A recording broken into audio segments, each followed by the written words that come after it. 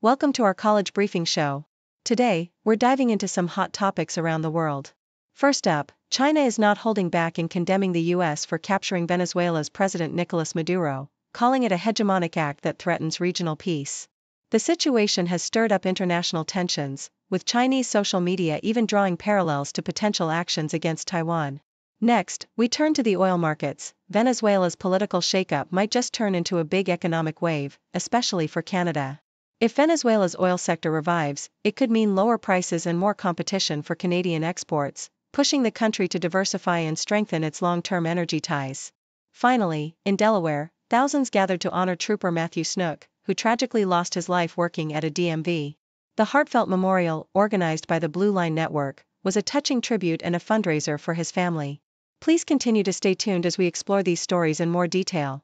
The Globe and Mail vividly captures China's vehement condemnation of the U.S. military operation that resulted in the capture of Venezuelan President Nicolas Maduro, emphasizing Beijing's view of the act as a blatant violation of international law and a hegemonic move that threatens regional peace.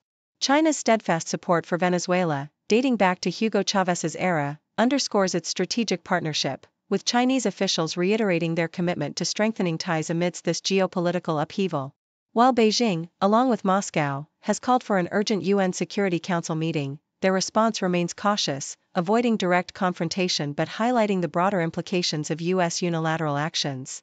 State media, like Xinhua and the Global Times, have depicted the incident as exposing Washington's reliance on force and undermining its claims of championing international rules, fueling Chinese social media debates that draw alarming parallels between the Venezuela operation and potential future interventions against Taiwan. The Globe and Mail also explores the economic ripple effects of Maduro's ousting, particularly concerning Canada's vital oil industry.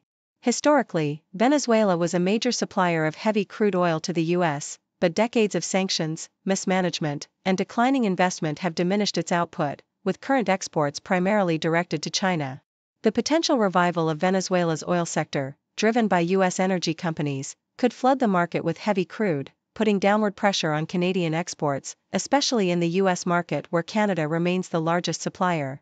Experts warn that this shift could threaten Canada's economic security by reducing its market share and lowering crude prices, urging diversification of markets and enhanced pipeline infrastructure to mitigate these risks. The article underscores the long-term strategic importance for Canada to adapt to a changing global oil landscape, where U.S.-Venezuela dynamics could reshape regional trade flows and competitiveness.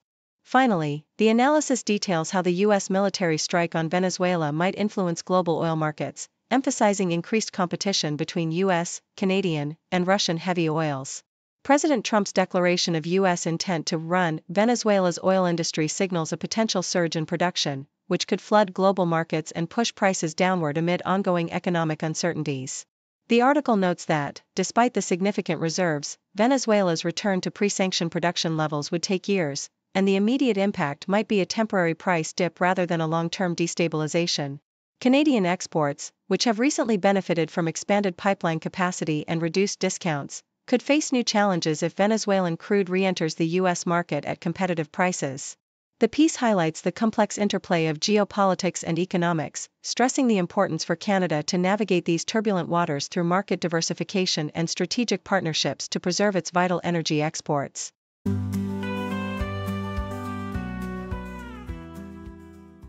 The Toronto Star vividly captures the emotional atmosphere at Delaware's memorial event for trooper Matthew "Ty" Snook, who tragically lost his life while working overtime at a DMV office. Thousands of residents, some arriving as early as 4 a.m., lined up for over a mile, their cars proudly displaying memorial stickers in honor of Snook. The scene was a powerful testament to community solidarity, with heartfelt expressions of support from individuals like Glenn Mumley, who left home at dawn to support law enforcement. Organized by the Blue Line Network, the event served as both a fundraiser and a poignant reminder of the sacrifices made by law enforcement officers, emphasizing the collective effort to heal and remember Snook's service and sacrifice. The Toronto Star also vividly recounts the tense debut of James Nagy at Baylor, where college basketball's shifting landscape was on full display. Fans at TCU's game erupted with boos every time Nagy touched the ball, a stark reaction to his signing, which had stirred controversy among coaches and fans alike. Despite the hostile reception, Nagy, a 7-foot Nigerian player with NBA draft experience, showcased resilience by scoring his first college points with a dunk, earning cheers from TCU supporters. Baylor's coach Scott Drew expressed pride in Najee's character and focus on education, underlining the complex and often contentious nature of college basketball's evolving rules, especially amid debates over player eligibility and the influence of professional contracts in the college system. Meanwhile, the AP reports a gripping college basketball game at the Palestra, where number 20 Illinois edged Penn State 73-65 in a hard-fought battle. Illinois, led by Kylon Boswell's 18 points and David Murkovic's double-double of 13 points and 10 rebounds, demonstrated resilience on the road, capitalizing on their dominance in rebounding and free throw shooting. Penn State, fighting to end a 2-year NCAA tournament drought, kept the game competitive with spirited efforts from Caden Mingo, who scored 16 points. Despite Penn State's valiant attempt, their poor shooting from beyond the arc, missing 30 of 38 three-pointers, ultimately stifled their comeback hopes. The game highlighted Illinois' gritty performance, their 5th win in 6 games, and set the stage for upcoming conference battles, illustrating the relentless intensity of college basketball.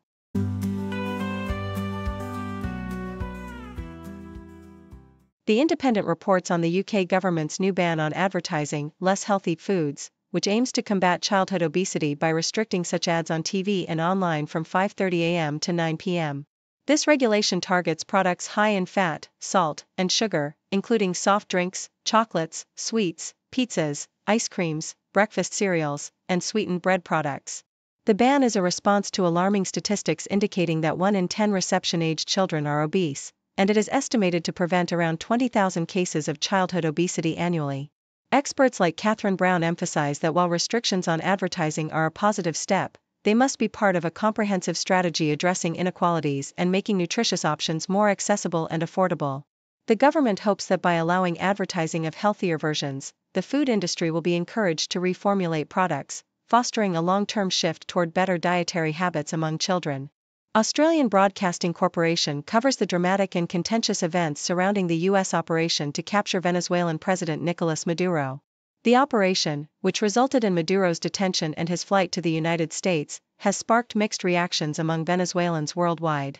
Supporters in Mexico City, Buenos Aires, and Lima celebrated Maduro's fall, expressing hope for a future free from the narco government, with some migrants eager to return home.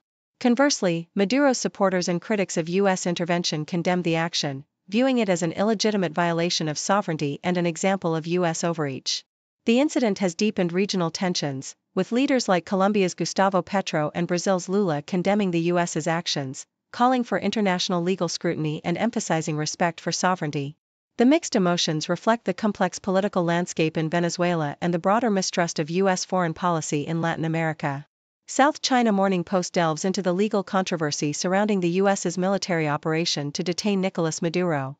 The operation, justified by U.S. authorities as part of a law enforcement effort against drug trafficking and terrorism, has raised questions about its legality under international law. Critics argue that the U.S.'s claim of acting within the scope of law is inconsistent, as international law generally prohibits the use of force except under specific circumstances like UN Security Council authorization or self-defense, neither of which clearly apply here. The U.S.'s previous actions, such as the arrest of Panamanian leader Manuel Noriega, set a precedent but also highlight the contentious nature of unilateral military interventions in foreign countries. Legal experts express skepticism about the U.S.'s claims of legitimacy, emphasizing that without clear international backing or consent from Venezuela, the operation may be considered unlawful. Despite this, the U.S. appears unlikely to face serious consequences, given the absence of effective enforcement mechanisms in international law, leaving questions about accountability and the future of international legal standards unresolved.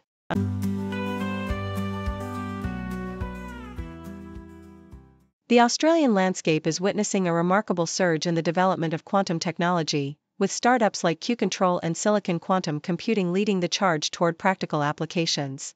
Q-Control, founded by Michael Bierkuck, is pioneering quantum navigation systems that utilize ultrasensitive sensors to detect Earth's magnetic and gravitational signals, promising to revolutionize navigation for aircraft, ships, and underwater drones without relying on GPS. Meanwhile, SQC, rooted in the University of New South Wales, aims to commercialize quantum chips by 2033, providing cloud-based quantum computing services that enhance industries from telecommunications to pharmaceuticals. These advancements are supported by Australia's long-term investment in quantum research, which has cultivated a highly skilled workforce and attracted international collaborations, notably with the US, through frameworks like AUKUS. Despite being behind the US and China in funding, Australia's strategic focus on talent and foundational research positions it as a rising power in the quantum realm, with ambitions to lead globally by 2030.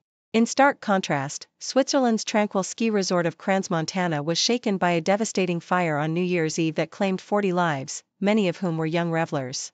Authorities suspect that sparklers placed atop champagne bottles ignited the blaze, which rapidly engulfed the Bar-Le constellation, reaching temperatures of 500 to 600 degrees Celsius. Investigators are scrutinizing the bar's safety measures, renovations, and fire prevention systems, as witnesses recall staff using fountain candles and soundproof materials that may have exacerbated the inferno. The tragedy has prompted calls for independent investigations, with authorities working tirelessly to identify victims and piece together the chain of events that led to one of Switzerland's deadliest fires. The community mourns deeply, emphasizing the importance of accountability and the need to prevent such catastrophic incidents in the future. Meanwhile, Calgary grapples with its own crisis as water infrastructure failures threaten the city's daily life. The second rupture of the Bearspaw South feeder main within a year has led to urgent calls for conservation, with residents urged to limit water use amid ongoing repairs. The city's mayor, Jeremy Farkas, condemns past neglect and vows to overhaul the aging pipeline to meet the demands of a growing population, promising transparency and long-term solutions. Alberta's provincial government, along with federal officials, is involved in assessing oversight and infrastructure standards, amid accusations and denials about responsibility. As crews work around the clock to repair the pipe, the city faces the challenge of balancing immediate water needs with the imperative of safeguarding its vital resources for future generations, highlighting the critical importance of resilient infrastructure in urban life.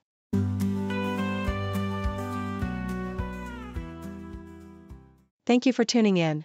The content above showcases the latest briefing reports and analytical synopses, thoughtfully curated by the 6Do team. These insights stem from a wide array of reputable media outlets, think tanks, government sources, and specialized experts worldwide. We encourage you to explore these sources for a comprehensive perspective. Keep in mind that while the content may not always align with the official standpoint of 6Do Brief, it's not meant to be taken as absolute directives for decision-making.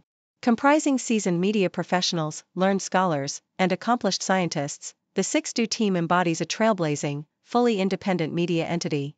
To customize 6Do Brief to meet your professional needs, you have the option to subscribe to a diverse array of briefings on our website, 6dobrief.com. Regardless of your location, you can conveniently receive 6Do Brief via email. News breaks, buzz the ground, stories spit, walls come down. Voices merge in the sound, faces mix in the crowd.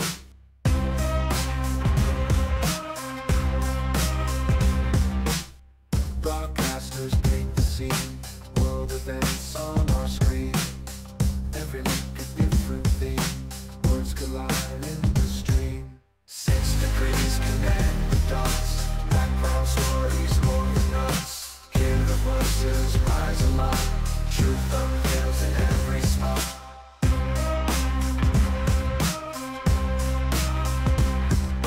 Cultures clash across the globe, spin the threads in a stroke. Every story wears a robe, truth and lies in their code. Journalistic real deep, secrets that they don't see. Every angle they will keep, in the news we take a lead. New perspectives day by day, hidden truths come to play. In the background shades of gray, every story finds its way.